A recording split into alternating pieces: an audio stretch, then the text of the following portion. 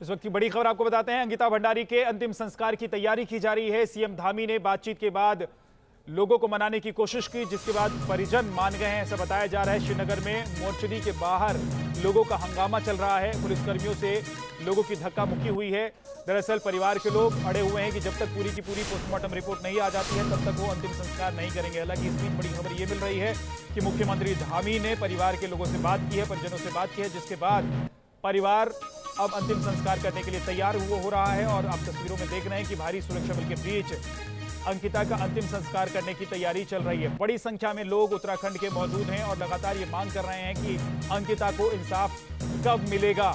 और अंकिता की postmortem report को लेकर लगातार कहा जा रहा है कि जब तक पूरी पोस्टमार्टम की रिपोर्ट सामने नहीं आ जाती, यानी कि जब तक ये पता नहीं लग जाता है कि किस तरीके से अंकिता की हत्या की गई, तब तक अंकिता का अंतिम संस्कार नहीं किया जाएगा। हालांकि परिवार और मुख्यमंत्री के बीच बात हुई है, जिसके बाद अब अंतिम संस्कार की तैयारी की जा रही है। 3 तस्वीरों में आप देख रहे हैं बड़ी संख्या में लोग अंकिता के अंतिम संस्कार और साथ ही इस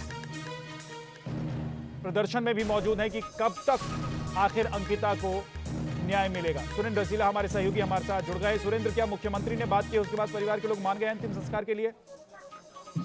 देखिए, परिवार के लोग तो थोड़ी देर पहले भी मान गए थे और आक्रोशित लोगों को मनाना जरूरी था, लेकिन अभी जिस तरीके से मुख्यमंत्री ने आश्वासन दिया है कि डिटेल रिपोर्ट पोस्टमार्टम के परिवार को दी जाएगी और इसके साथ ही फास्ट ट्रैक कोर्ट में सुनवाई होगी, इस मामले में अब उम्मीद है कि अंतिम संस्कार की कार्रवाई अब तेज होगी। लेकिन आक्रोशित लोग बहुत बड़ी संख्या में हैं और अभी उनको भी मनाने की कोशिश की जा रही है, क्योंकि जब तक इस भीड़ को कंट्रोल नहीं किया जाएगा तब तक बहुत मुश्किल होगा अंकिता का अंतिम संस्कार कर पाना। लेकिन अब मुख्यमंत्री के आश्वासन के बाद कहीं भी लोगों में किसी तरीके का डाउट नहीं होगा और ये मुझे लगता है कि प्रशासन थोड़ी देर में लोगों को मना लेगा और उसके बाद ही अंतिम संस्कार के लिए जल्द से जल्द कार्रवाई शुरू हो जाएगी। लोगों के मन में भी क्या डाउट है सुरेंद्र, और पूरी पोस्टमार्टम रिपोर्ट की मांग आखिर क्यों हो रही है? लोग क्यों अड़ गए हैं पूरी पोस्टमार्टम रिपोर्ट को लेकर?